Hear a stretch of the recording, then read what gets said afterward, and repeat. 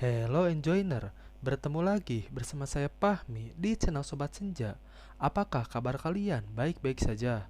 Kali ini Sobat Senja akan membahas sebuah film yang tentunya sangat menarik yang berjudul Jungle, di mana film ini menceritakan seseorang yang survival di dalam hutan selama hampir 20 hari. Penasaran? Ayo kita langsung saja ke ceritanya.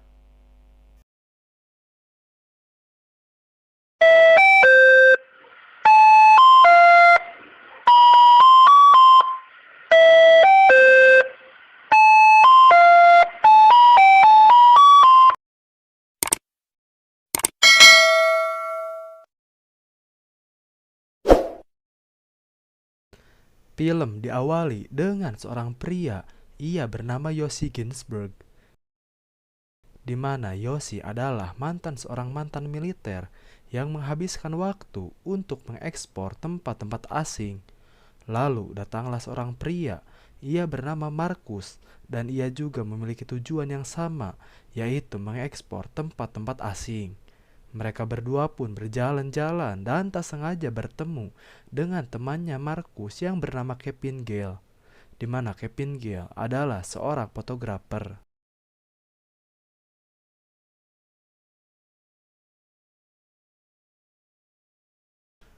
Malam harinya pun di perkemahan, Yoshi bersama seorang teman perempuannya. Mereka berdua mabuk dengan bahan-bahan alami yang berada di alam, hingga mereka berdua pun mempunyai hubungan yang sangat dekat.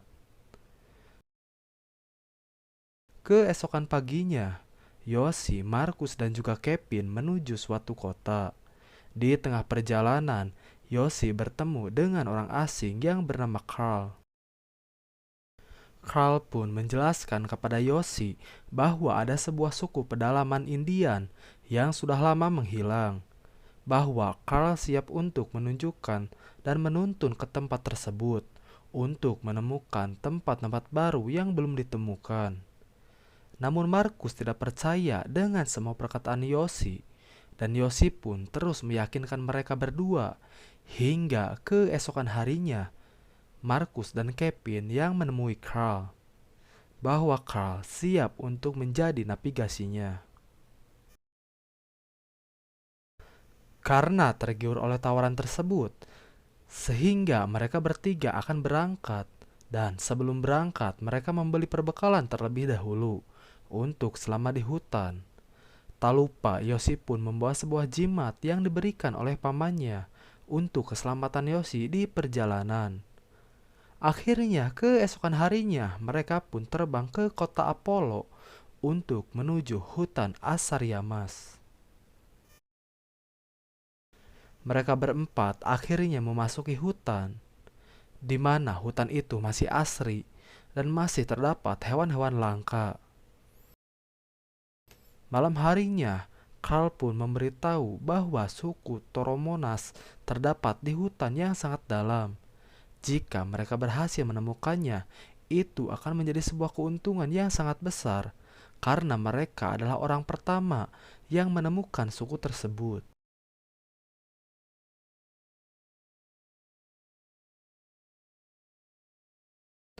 Keesokannya, mereka melanjutkan perjalanan.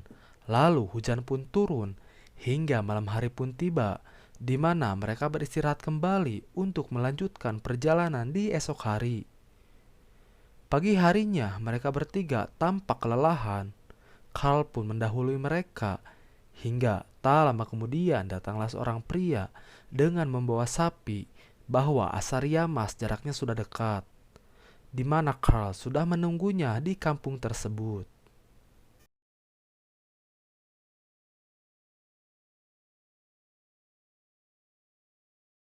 Akhirnya mereka pun singgah di Asariamas, di mana kampung itu orang-orangnya sangat ramah sekali. Lalu mereka pun disambut dengan baik di kampung Asariamas. Hingga pagi hari pun datang di mana Markus membantu mengobati beberapa orang yang sakit di kampung tersebut.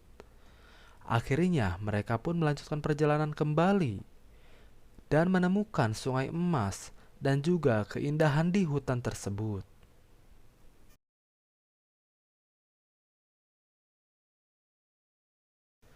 Semakin memasuki hutan, jalanan mulai menyempit di mana Carl harus menebangi tanaman yang menghalangi jalan. Di perjalanan, mereka pun menemukan monyet, dan tak disangka Carl pun menembak monyet tersebut, lalu menyiksanya sampai mati, yang membuat Markus marah kepada Carl. Namun ternyata monyet itu untuk makan malam mereka. Akan tetapi Markus merasa jijik dan kasihan hingga ia pun tidak memakannya sama sekali.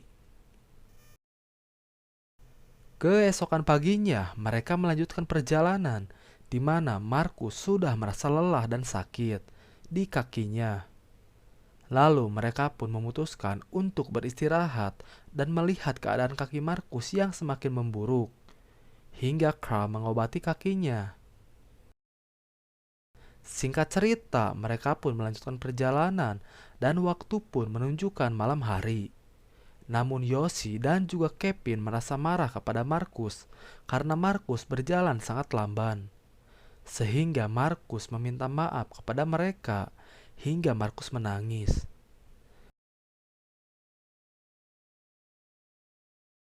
Keesokan paginya, kondisi kakinya Markus sangat memburuk dan yakin tidak kuat untuk berjalan. Carl pun meminta agar dirinya sendiri yang akan mencari suku Toromas dan yang menyuruh mereka untuk kembali ke Asariamas. Akan tetapi, Kevin dan Yoshi tidak mau dan lebih untuk melanjutkan perjalanan. Karena kondisi kakinya Markus yang semakin memburuk, hingga Kevin pun mempunyai sebuah ide untuk membuat sebuah rakit untuk menyusuri sungai. Akhirnya semua setuju dengan pendapat Kevin meski Carl tidak menyetujuinya. Rakit pun sudah jadi, di mana mereka akan segera berangkat, dan Carl yang menjadi kaptennya. Air sungai pun semakin deras, di mana Carl terlihat sangat panik. Lalu Kevin menyuruhnya untuk tenang.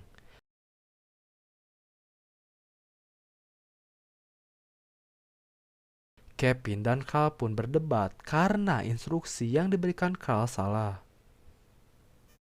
Carl pun meminta kepada mereka untuk berkemah 1 hari lagi.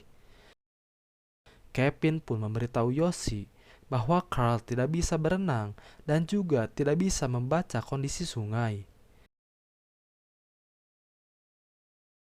Karena Kevin telah membuat Carl kesal, sehingga Yoshi harus mencari Carl yang sedang pergi memburu. Hingga pada akhirnya mereka berdua pun bertemu.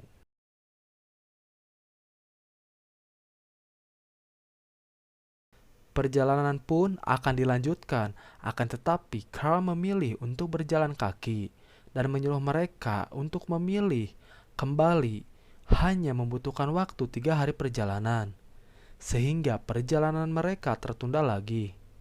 Yoshi pun memberitahu Markus bahwa ia dan Kevin akan melanjutkan perjalanan tanpa Carl, akan tetapi Markus lebih memilih pergi bersama Carl.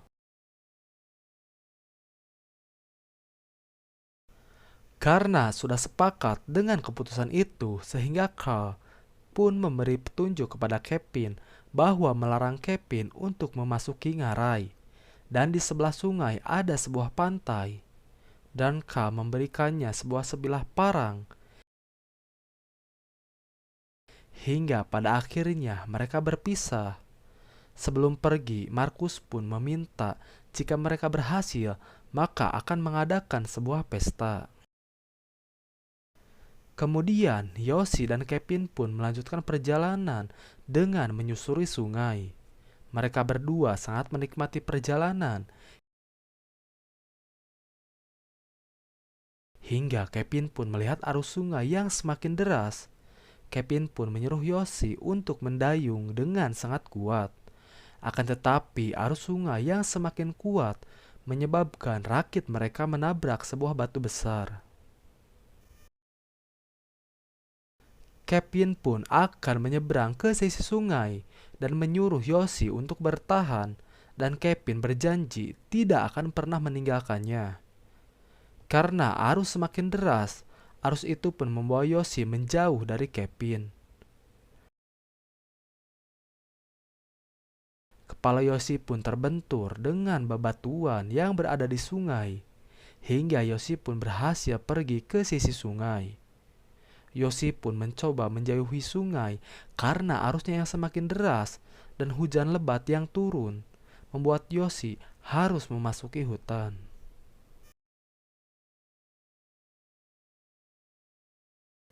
Hujan pun reda di mana Yosi mendengar dan melihat ranselnya berada di sungai, hingga Yosi pun berhasil mengambilnya.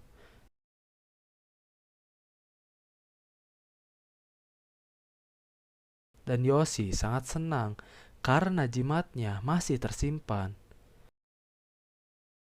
Yosi pun masih optimis untuk mencari keberadaan Kevin.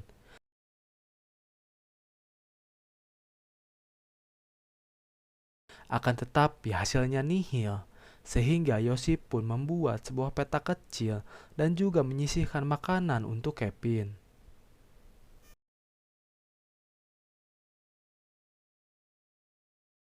Yosi pun melanjutkan perjalanan.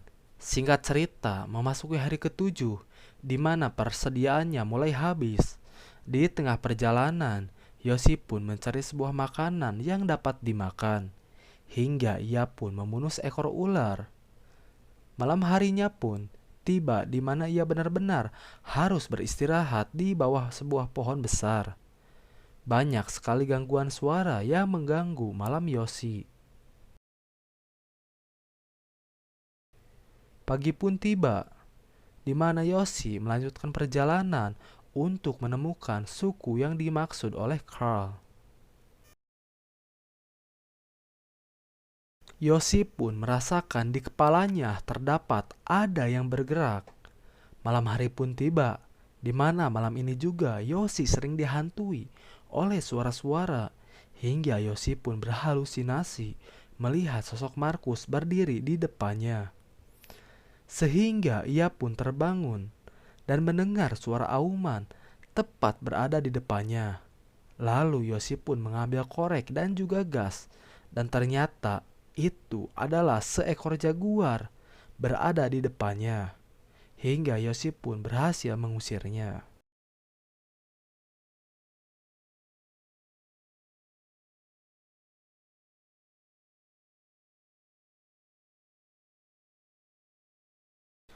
Keesokan paginya, Yosi pun terbangun dan merasakan benda yang berada di kepalanya terus bergerak.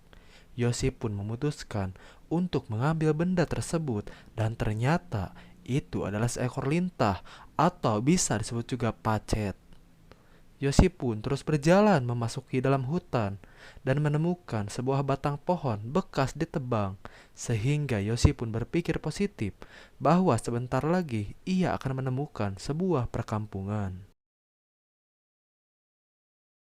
Di tengah perjalanan, Yosi pun menemukan dua buah telur burung. Karena ia merasa lapar, hingga Yosi pun memakan telur tersebut, lalu melanjutkan perjalanan. Akhirnya Yosi pun menemukan sebuah perkampungan yang sudah berantakan, tidak berpenghuni, dan ia yakin berada di daerah Curiplaya dan harus melanjutkan untuk menuju kampung berikutnya, yaitu Rurenbekwe, yang jaraknya sangat jauh. Akan tetapi kakinya yang terluka, Yosi pun memutuskan untuk beristirahat terlebih dahulu, karena malam hari itu pun sudah tiba. Keesokan paginya, Yosi pun melanjutkan perjalanan dan menemukan sebuah jejak kaki yang membuat ia senang dan menyangka itu adalah jejak kakinya Kevin. Akan tetapi, Yosi melihat bekas telur yang sebelumnya ia makan, yang berarti Yosi berjalan ke titik awal, yang membuat Yosi emosi dan hampir gila, hingga ia memutuskan untuk mencari sungai.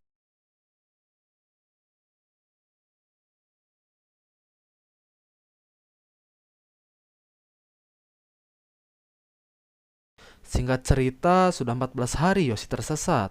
Sore hari pun tiba. Yoshi mendapatkan sebuah tantangan berat, di mana ia harus menahan dinginnya cuaca karena hujan turun sangat lebat.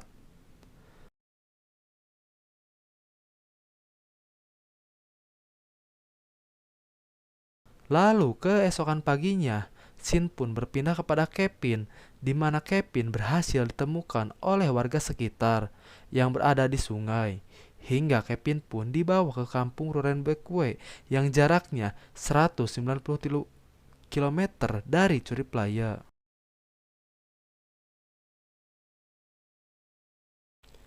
Kevin pun lantas langsung melaporkan atas kehilangan temannya Yoshi dan meminta untuk melakukan pencarian. Kita berpindah kepada Yoshi, di mana ia benar-benar sangat kelaparan karena ia sudah hampir 3 minggu berada di dalam hutan. Tak lama kemudian, Yoshi pun mendengar sebuah pesawat yang melintas, akan tetapi teriakannya tidak terdengar sama sekali. Dan ternyata itu adalah Kevin yang sedang melakukan pencarian terhadap Yoshi.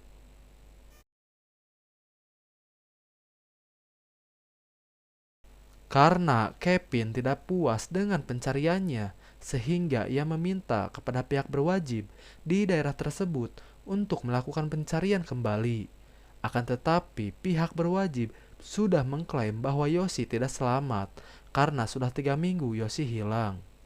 Karena keyakinan untuk menemukan Yoshi, sehingga Kevin pun menemui salah satu warga yang bernama Tuan Tiko, di mana Tuan Tiko sering menyusuri sungai tersebut dengan menggunakan perahunya.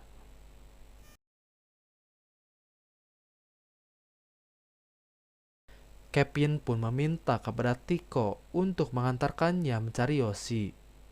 Tuan Tiko pun berbicara bahwa jika orang asing tersesat di hutan tersebut, maka sudah yakin tidak akan selamat. Akan tetapi, Kevin akan membayar berapapun untuk mengantarnya menyusuri sungai, dan Kevin pun memohon untuk mengantarnya. Akhirnya, setelah perbincangan panjang, akhirnya Tuan Tiko pun mengantar Kevin untuk mencari Yoshi. Sedangkan Yoshi, ia merasa sudah sangat lelah. Lalu Yoshi pun menemukan seorang perempuan yang sedang menangis.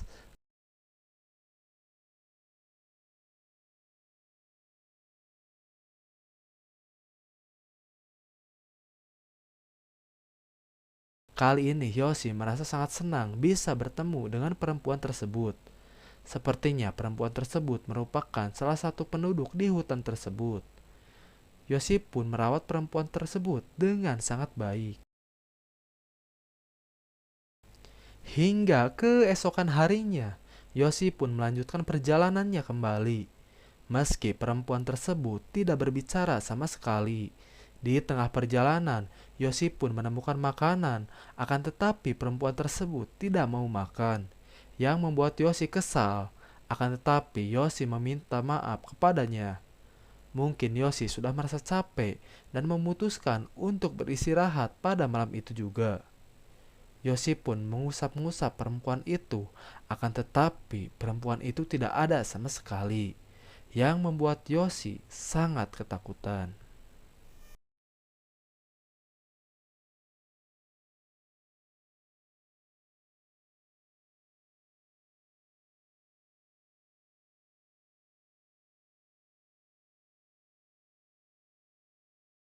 Keesokan harinya, Yoshi pun melanjutkan perjalanan dan benar-benar sudah sangat lelah dan juga berhalusinasi.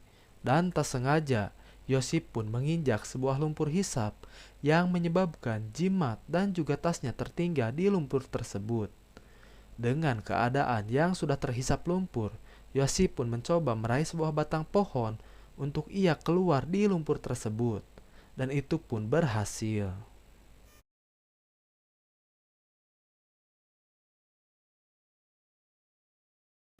Yoshi pun mendapatkan sebuah bisikan bahwa hari esok dirinya harus berada di sungai.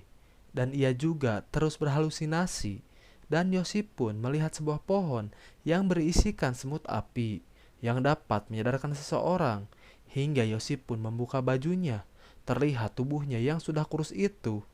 Ia langsung menjatuhkan semua semut api ke badannya, hingga Yosi pun mengingat semua kejadian yang menimpa dirinya.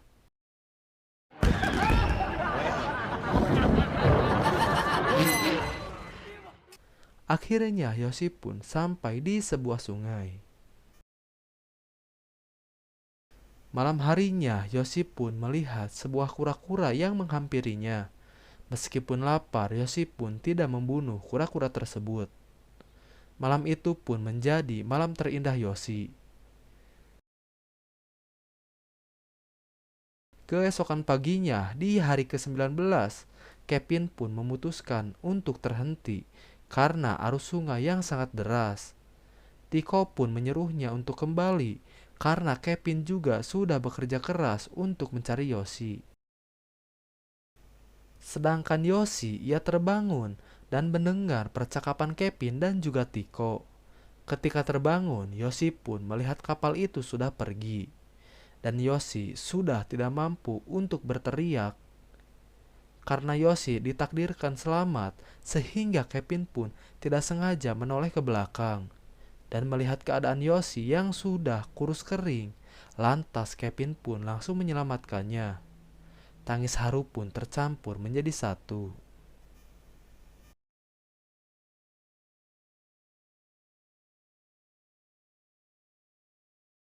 Sesampainya di kampung Rorenbekwe, Yosi pun disambut oleh warga sekitar dan tidak menyangka bahwa Yosi masih hidup. Dan Yosi sangat berterima kasih kepada temannya karena telah menyelamatkan hidupnya. Warga sekitar pun mendoakan Yosi dan sangat bersyukur atas ditemukannya Yosi. Di akhir film, berdasarkan kisah nyata, Yosi dan Kevin kembali ke kota La Paz untuk menemui Marcus dan juga Carl. Akan tetapi setelah pencarian beberapa minggu, mereka tidak menemukannya. Dan Carl juga dicari oleh pihak berwenang karena telah membawa turis ke hutan. Dan tidak ada suku Indian yang sebelumnya diklaim oleh Carl. Hingga pada akhirnya, Yosi pun ditunjuk oleh pihak berwenang untuk menuntun para turis yang ingin masuk ke hutan tersebut. Yosi pun tinggal di negara Israel dan terus melanjutkan hobinya. Akhirnya Yosi menuliskan buku yang berisikan kisah penyelamatan dirinya di hutan. Hingga bukunya diangkat menjadi sebuah film dan film pun selesai. Jika kalian menyukai video ini, jangan lupa like and subscribe agar channel ini semakin berkembang. Enjoy!